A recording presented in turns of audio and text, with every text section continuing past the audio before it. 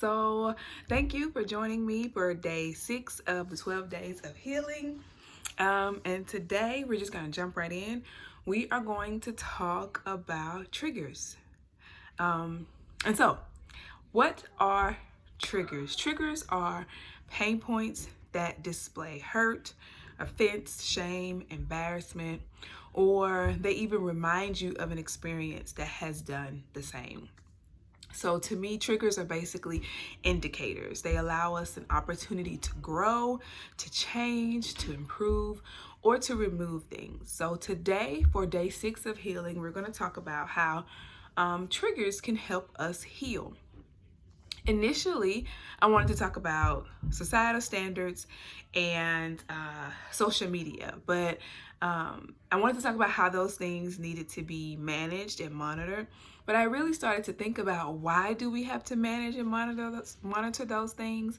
And I think a part of it, I think it's very layered, but I think a part of it is triggers.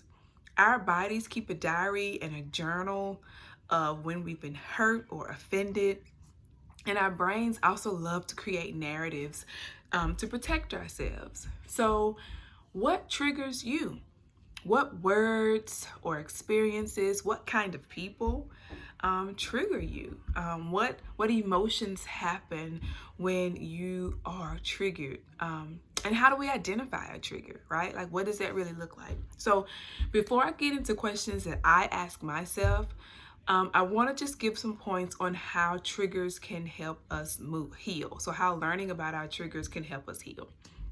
One, we know what to avoid. We know what to avoid. We know who to avoid.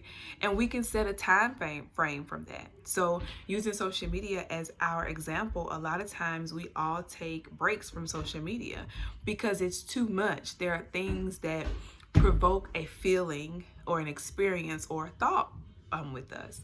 Learning our trigger points helps us to grow emotionally. It strengthens our emotional intelligence, and our filter becomes more discerning. We are able to really identify things that we need to engage in and things that we don't. Learning our triggers also gives others the space and the grace to learn their triggers. So when someone responds to you in a not so kind way, if someone says something, you're like, where did that come from? Because you've done the work to heal yourself, you can automatically recognize, okay, there's some hurt there. And so you can respond in a kind way and kind of give them the space and grace to learn. And of course, my favorite, triggers helps us to create boundaries. So the questions that I ask myself when I've been hurt or offended, when something happens and I feel shame, one question I ask is, have I always known this to be a trigger? Why does it bother me? When did it start? For example, people would say that I was too soft and I was a crumbler. And I really had to work through that because I accepted that.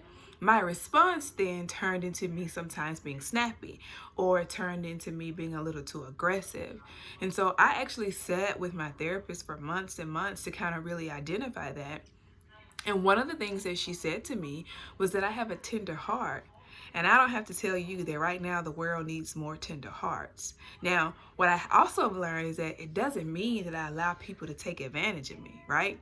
I mean, if I'm quoting the great philosopher Tupac Shakur, I ain't no killer, but don't push me. But what it does mean is that I have an immense compassion for others, and that's okay. When people would tell me that I was a crumbler or that I was soft, it bothered me, it frustrated me, and it created this anger inside that I really needed to work through. And I had to be okay with caring for others the way I do. That's a part of my gift. Another question that I ask is, does this person or thing even have the authority to trigger me? Like, have I given them some power? Those people that felt some type of way, what power have I given them for them to call out a great attribute of mine and I feel some type of way about it? There's some insecurity there for them, right? But I know that because I've done the work. And what happened in a particular situation that bothered me? And sometimes meeting with the therapist helps to really do a deep dive in those triggers. Sometimes it just takes writing in a journal and kind of going back and reading it. So identifying your triggers takes time.